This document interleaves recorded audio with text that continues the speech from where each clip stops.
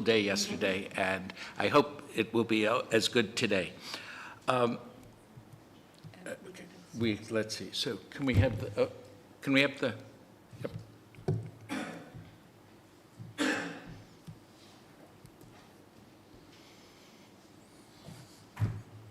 It's coming.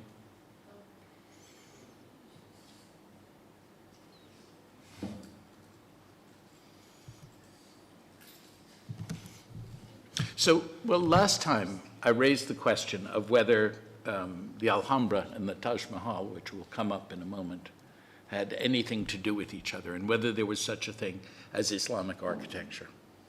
And so what I thought today, we could turn to a more limited question, which is are there any special qualities in the Islamic architecture of the Maghreb? Particularly Morocco, since that's where we are, during the Almohad and Almoravid and Almohad periods.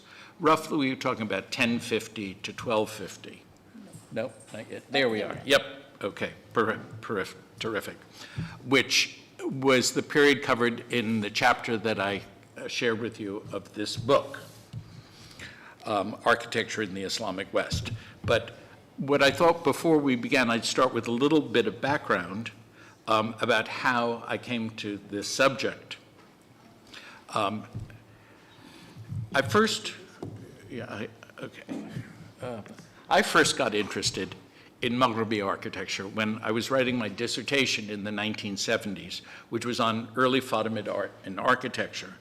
And I completed it in 1980, as I said yesterday. And then it was eventually revised and expanded and published as a book in 2007. So that's only 27 years that it took me to get it into a book. And that was only because it was published with the cooperation of the Ismaili Institute in London, because the Aga Khan is a descendant of the Fatimid caliphs of Tunisia and North Africa, and he was celebrating his 50th Jubilee, and I was told in no uncertain terms that the book would be published. So I realized that I better get it working, so I did it. Anyway, that book, the major monument that was surviving from Tunisia was the Mosque of Mahdiya, which was the new Fatimid capital that was founded in the teens of the 900s, so 917 is the mosque, but it was a new city built on the coast that was to be the temporary capital for the Fatimids as they expanded to ultimately conquer what they believed would be the rest of the world. And I was very interested in this mosque, which you see here in its present state, because the facade, the front of the mosque, had a big portal, a big gateway that you see in the middle.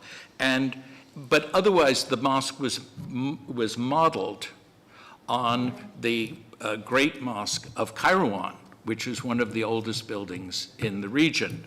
And if you compare the plans, you'll see at the bottom that, is there a point? There is a pointer here. Is there a pointer? Yeah. I think this one has a pointer.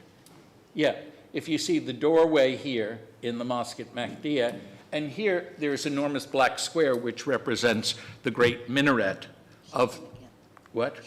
Oh, here. So can you see the minaret here, and there's the doorway, and then here's the prayer hall, and there's certain features like domes and how the columns are arranged that are very similar between the two buildings. But the one big difference is it doesn't have this tower. And here, I'll show you, there's the tower compared to the doorway. And so basically, my question was, why is this such a smaller version, just a smaller version of this big local mosque? Why did the builders copy the local mosque, but not copy this tower that was next to it? So this is the minaret from the mosque in Kairouan, and here is the portal of the doorway. Now, some people wrote about this and said, this doorway is a triumphal arch, like a Roman triumphal arch. And that it shows triumph and stuff like this. But of course, you know, the Fatimids were living 600 or 700 years after the last Romans were there. And how did they know that this meant a triumphal arch? We as art historians today know it's a triumphal arch. But what did the Fatimids think? And what I think the Fatimids thought was, it was a doorway, a very nice doorway, that they could see in from Roman ruins in the countryside and all across North Africa. But it led me to start questioning why did they replace this doorway by a portal?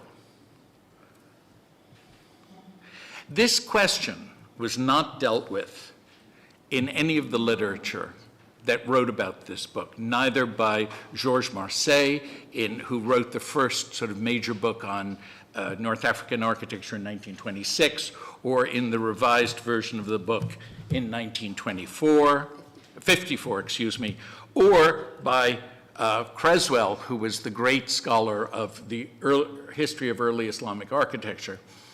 And he wrote, oddly enough, he wrote a book about the Muslim architecture of Egypt, but he started it with a chapter on the mosque at Mahdiya.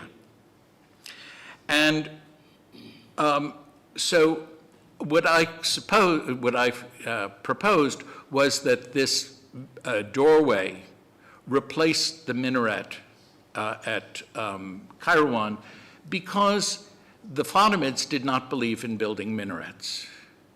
And they thought that that was an innovation contrary to prophetic and Alid traditions, and that they really should give the call to prayer as it was traditionally done in the time of the Prophet from the doorway or a roof of the mosque. And so this fancy doorway was a way of replacing a tower, which they thought was inappropriate, with something that was appropriate. Anyway, this has led me into this was all done, 40 years ago, but it has led me over the years into all sorts of other pathways, and one of which is this book that here, thank you. Maybe you, here, there's Creswell, okay, and there's my book, Yeah, sure. My own book, which is the first one to deal with the subject in decades, and the first one in English. So I'm very pleased. I mean, it can't cover everything, but it tries to introduce English language readers to the subject. And here is the book, and I'm going to pass it around. We're going to leave this copy here with the Institute for the Academy for the library. But I just wanted you to see it, and you have a chapter from it as a PDF. I hope one day that they will put it out in a digital version, or a paperback or something like that that's more accessible. I should also say, just